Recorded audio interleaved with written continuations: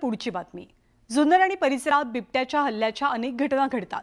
बिबट्याच्या वावरामुळे या भागातल्या नागरिकांमध्ये दहशतीचं वातावरण असतं।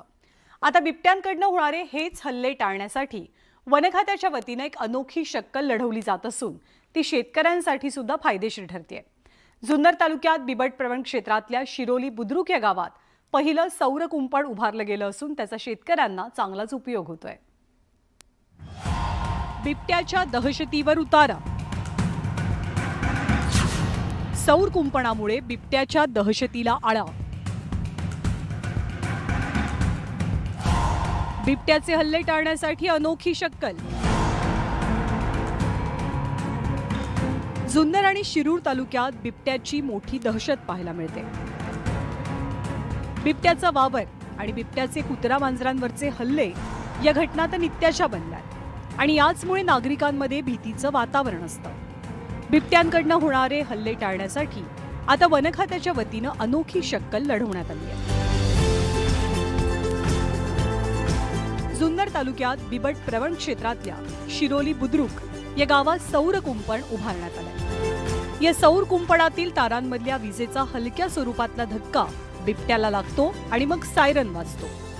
विजेचा सौम्य धक्का आणि त्याच वेळी वाजलेल्या सायरनमुळे बिबट्या त्या ठिकाणावरनं धूम ठोकतो। आम्ही काही दिवसापूर्वी हे सौर कुंपण बसवलं।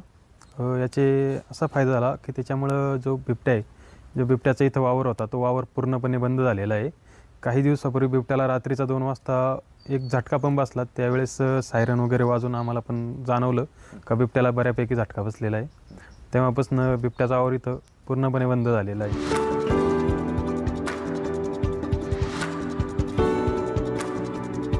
जुन्नर तालुक्यातील 6 आणि शिरूर तालुक्यातील 4 अशा एकूण 10 घरातल्या शेतकऱ्यांना याचा लाभ मिळालाय। आता सध्या एक ट्रायल बेसवर एक शिरोली खोरमध्ये एक 9-10 गावांवर हे ट्रायल बेसवरती केलेलं आहे।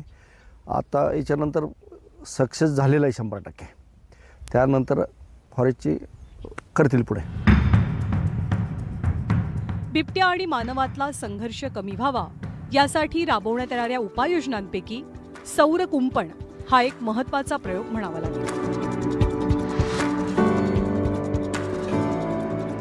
हा सगळा समतोल साधताना वन विभागाची मोठी तारेवरची कसरत असणार आहे आणि त्याचमुळे तारेचं कुंपण या शेतकऱ्यांच्या घराभोवती अशा पद्धतीने देण्याची ही एक अभिनव योजना आपल्याला म्हणावी लागेल। Video Smita Shinde, Raichand Shinde, news 18 Lokmat, Junnar, Pune.